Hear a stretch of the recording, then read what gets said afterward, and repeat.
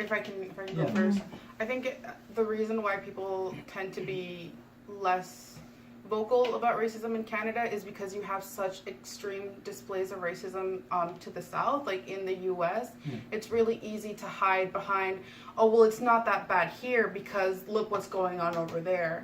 So you have all of these like institutional racist like policies already in effect that have been in effect for a really long time that are just kind of like pushed to the sideline because, well, that's the way it's always been.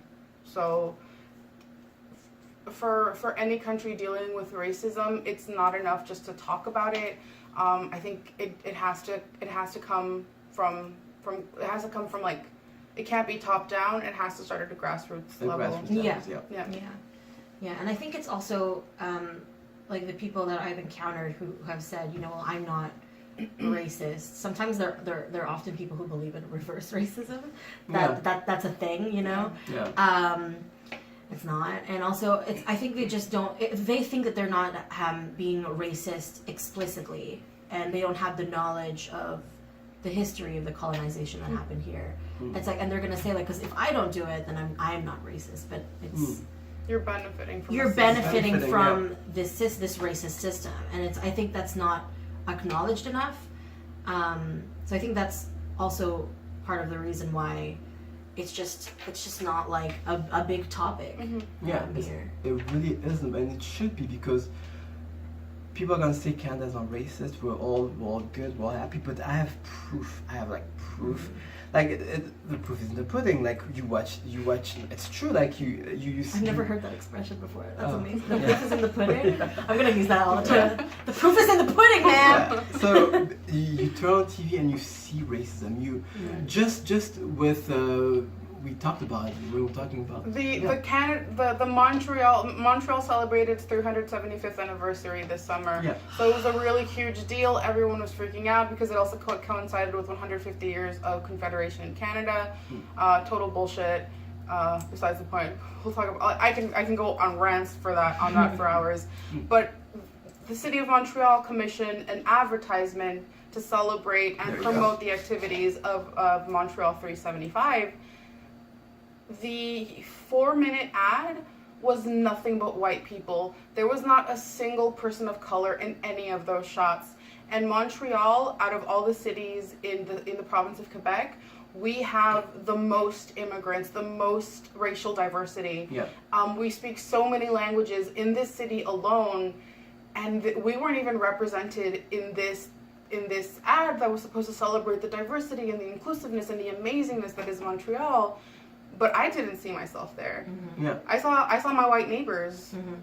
I didn't see myself. And I remember when they were talking about it, and they said well, this is problematic, you know, like they're trying to first, you know, try to like explain no, and then they read another advert, right? And they did what they had to do, basically. Put a couple people of color, sprinkled in. Just do it, you know. Get your token POCs. A little bit of seasoning, you know. But if we didn't talk about it, they were just gonna let it happen. And again, we talk about 375. I remember watching this advert. I think it's Roots. I don't know. It's just an advert. It was like 150 years of kindness.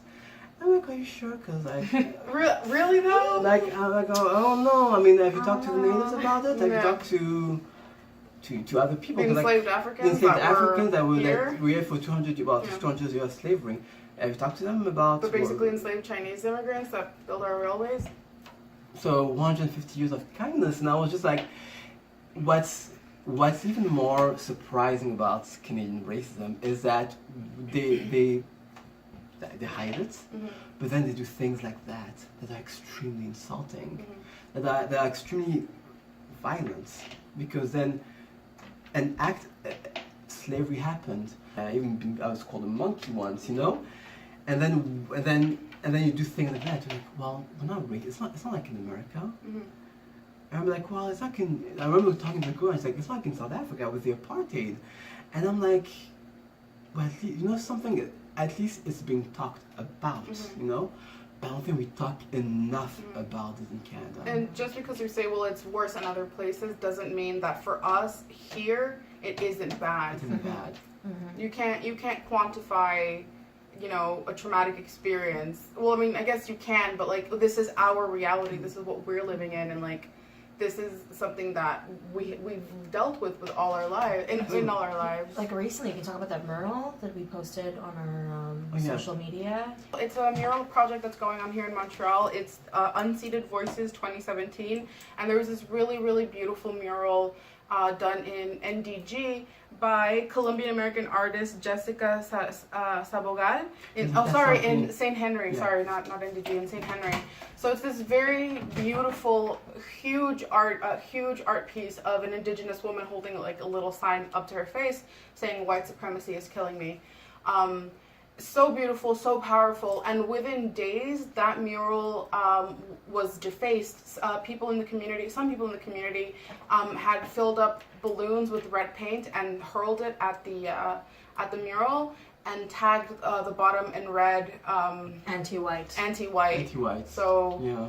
Well, like, first of all, that's not a thing. But now we've seen a growing. Like, I don't know if because of Trump. I don't know. We're talking about Canada. So we've seen like there's a group called La Meute, and there are many groups coming out and talking about preserving Canadian heritage, i.e., and their definition of Canadian heritage being white heritage. White heritage, and we've seen it grow more and more, and it's. At least now we know where they are. I mean, that group that you mentioned, they were at like all the white nationalists. Oh, they were a lot. Sorry, not all, but like a lot of the white nationalist rallies in the U.S. Yes. Like rallying behind them, and those people are Canadians. They live in Canada. They're your friends. They're your neighbors. Like they're here as well. Mm-hmm. It's like once you see your neighbor doing something. It gives you for some reason, it gives you the right to also come out of the shadows and also do that. Yeah, it's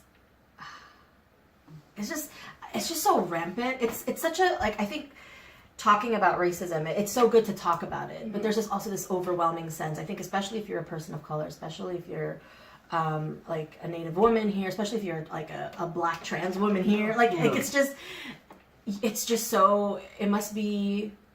So overwhelming, and like even though you can offer solutions, it just seems sometimes too big, like bigger than you are.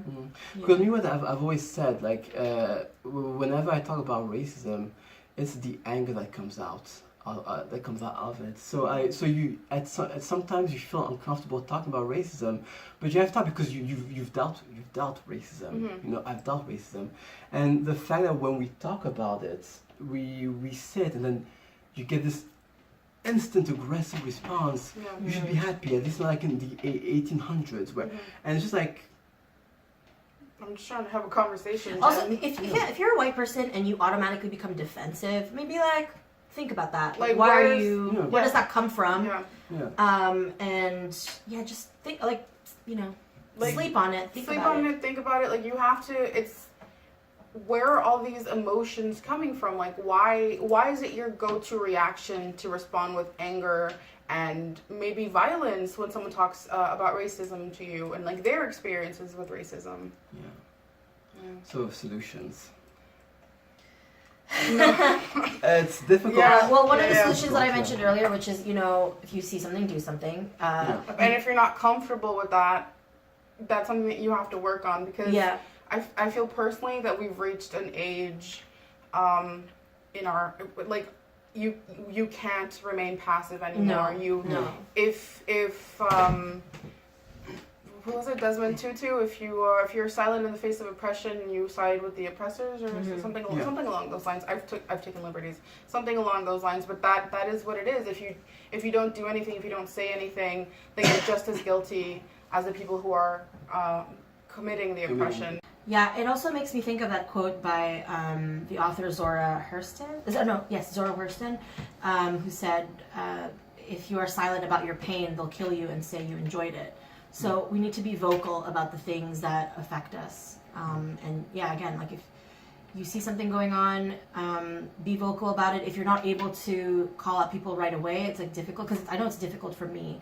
I think observing other people who do it like when you called out that, like, when you called out my cousin's boyfriend, like, that really helped me, and I started thinking a lot about that I should start doing that as well, and then it builds your confidence also in being able to do that. So I think that's really important. But what I also have to say is I think the news, okay, so when you look at in the States, there's also racism. You look in South Africa, or you look in France and Belgium and everywhere, but they will talk about it on TV and have long discussions about racism in their own country, which we don't see in Canada. Like, we talk about it, it'll be a good 30-40 minutes, and then we'll just move on to another thing. So I think that at some point we need to start talking about what is going on with Native women, with Native in general, with Black people, and how they get stopped by the police a lot in Canada, because it also happens over here. I've been stopped by the cops many times.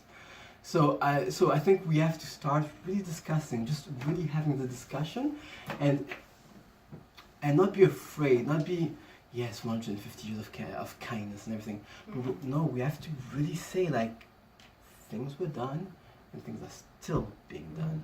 You can't think that once you reconcile things that it's reconciled forever. It's a constant realizing of what's going on, and how to continuously, not necessarily fix it, but like work towards diminishing it.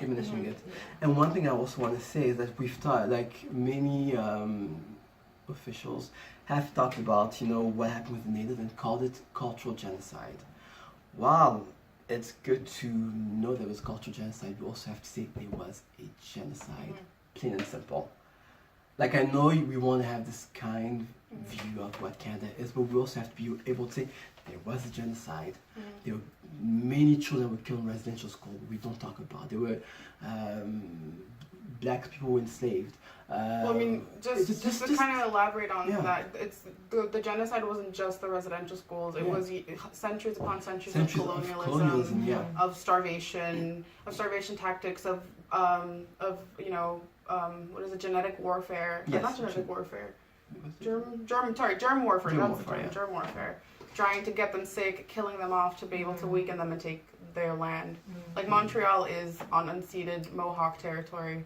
It was never sold to the colonizers. It was never, lent to the colonizers. It's unceded territory. I think it's just always this idea of you want to bury the past. So you just need to, like, move on, and then you mention it, it happened, move on. And it's just this, it's like you can do that, especially if you're a white person, but like people have been affected by it, like they live around it, in it every day. So you can't just forget it and bury it. But when they say move on, like, I'm gonna say, like, I've never said, but I'm gonna say straight up. People say it happened. I know you guys suffered, but we have to move on. Okay. So when we go, what they're really saying, but also I'm gonna put on something more. We go in schools. We learn about European history. When we talk about what happened in explorers. Canada, we talk about explorers, not colonizers. We talk about explorers in Quebec. Not rapists. Yeah, no rapists. Yeah. In Canada, in Quebec, you look at our cars, and there's like la plaque d'immatriculation. Je me souviens, I remember. How's the plaque d'immatriculation? License plate. License plate, yeah. The license plate, and it's written Je me souviens. So you're telling people to move on. Let's forget about it. But we have to learn about what happened when the explorers came, and how they came and discovered, and then they got lost. How they got lost, and how they. So you talk about. We have to remember about all the things, to the point where in the plaque d'immatriculation, license plate, it's written Je me souviens, I remember. Don't tell me to forget what happened if you want me to remember. The hypocrisy. I don't know. I'm not sure how it is now. Like, I guess it's still the same, because I don't know how different it's been since we were in elementary school and how it is right now. But I think it's still pretty much the Quebec history classes are still kind of the Disney version of things. Yeah, my sister's finishing up secondary school. It's her last year in secondary school, and she did, I think, the the European explorers Yeah. a couple of years ago, and it was all the white ones. You know, Christopher Columbus, all Christopher Columbus. It's like you're a kid, you read this, you don't like realize that until way later. Like you're just thinking about like, oh, these explorers, cool, they just discovered all these places. And then they were friendly with and then there was a little bit of war, but then they pillaged established villages, like civilization. Yeah. Okay. So this is it. Like we've talked about it, and so guys, remember, like, follow us on Instagram, follow us on Facebook, on Twitter, because on Twitter, and subscribe. Just subscribe to our channel. Like, we have lots of things to say, and if you guys have something to say, we don't mind. Comment down below. Okay. Yes, and since it's, I think if you're in school, good luck with school. Yeah. I need all the luck. We need all the luck.